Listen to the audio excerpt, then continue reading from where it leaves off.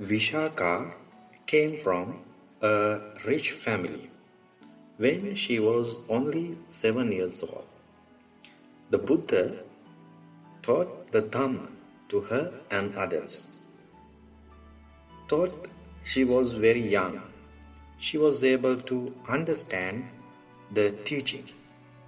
When she grew up, she became very beautiful.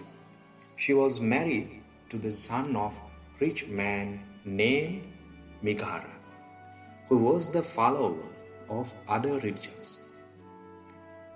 On her wedding day, her wise father taught her how to be a good wife. One day, while the father-in-law was eating, a monk passed by his house. He did not give fruit to the monk. With patience, Visakha advised the father-in-law on his wrong action. Very soon, all her husband's family members became Buddhist. Every day, she gave alms to the monks.